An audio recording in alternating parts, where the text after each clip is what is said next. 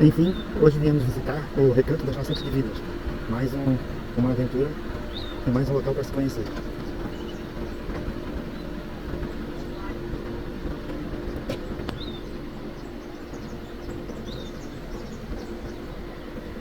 Bom, pelo visto aqui, ó, hoje nós temos uma filinha de carros para entrar.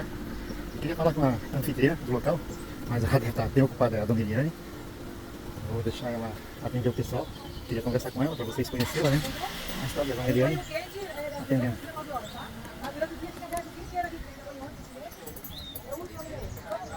Não, acabamos de chegar, então quer dizer, a gente ainda não conhece nada aqui dentro. Daqui a pouco tem mais coisas.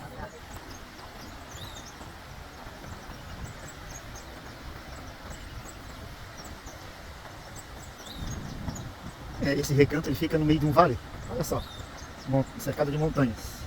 Por aqui, veja bem.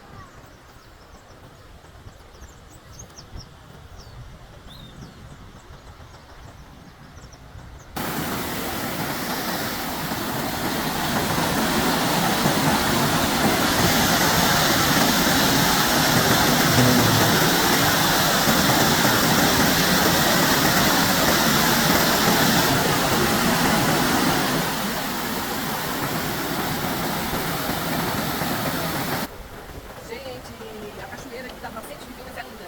Quero mostrar pra vocês. Aqui tem piscininha natural, que dá pra tomar banho, tem um lugar de tomar, piscina natural.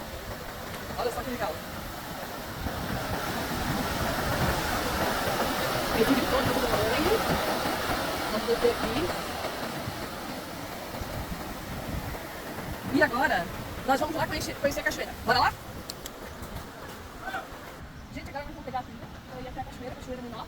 É uma trilha pequena, não é uma trilha difícil. E a gente vai mostrar um pouquinho pra vocês como é que a gente vai chegando lá.